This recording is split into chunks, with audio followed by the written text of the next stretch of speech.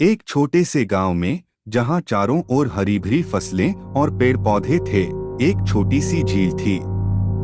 गांव के बच्चे झील के किनारे खेलते और कभी-कभी तैरने भी जाते थे। लेकिन वहां एक अजीब सी बात थी। रात होते ही झील की तरफ जाने वाले रास्ते पर किसी को भी जाने की अनुमति नहीं थी।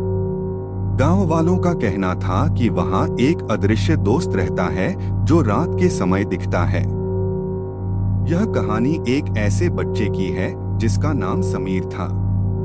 समीर गांव के सबसे साहसी और जिज्ञासु लड़कों में से एक था। वह अक्सर गांव की पुरानी कहानियों और रहस्यों के बारे में सोचता रहता था। एक दिन समीर ने तय किया कि वह रात को झील के पास जाएगा और देखेगा कि वहां सचमुच कोई अदृश्य दोस्त है या नहीं। रात का समय आया।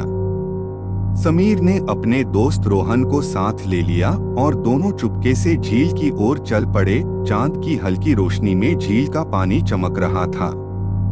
झील के चारों ओर पेड़ झूल रहे थे और हवा में एक अजीब सी ठंडक थी। जब वे झील के पास पहुंचे तो उन्होंने देखा कि झील के पानी में हल्की हल्की लहरें उठ रही थीं। समीर और रोहन ने सोचा कि यह कोई आम बात है, लेकिन तभी उन्होंने देखा कि पानी में कुछ अजीब सी आकृतियां बन रही थीं।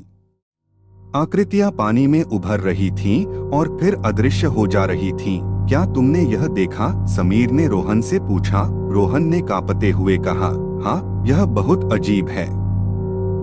मुझे डर लग रहा। समीर ने ध्यान से देखा कि झील के एक कोने में एक पुराना कुटिया था जो काफी समय से बंद पड़ा था।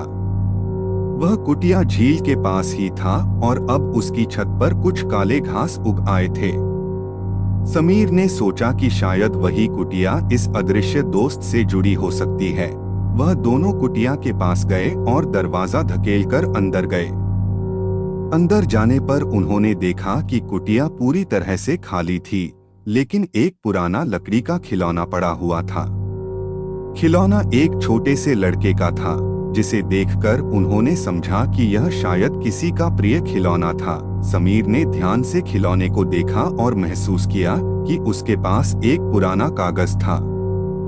कागज पर कुछ पुरानी लिखावट थी, जिसमें लिखा था, अगर तुम इस खिलौने को लौटाओ तो मैं शांति से सो सकूंगा। समीर ने रोहन को बताया कि यह शायद किसी के प्यारे खिलौने का मामला है जो अब झील में अदृश्य दोस्त के रूप में बसा हुआ है। उन्होंने तय किया कि वे इस खिलौने को उसके मालिक के पास वापस करेंगे।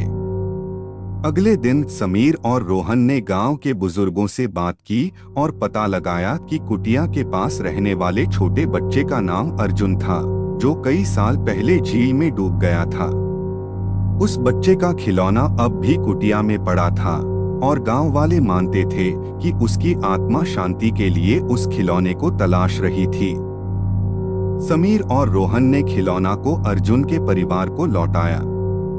परिवार ने खिलौना पाकर बहुत खुशी और राहत महसूस की। उन्होंने समीर और रोहन को धन्यवाद कहा और कहा कि अब अर्जुन की आत्मा शांति से सो सकेगी। उस दिन के बाद झील के पास का रास्ता खुल गया और लोग वहां शांति से जाने लगे।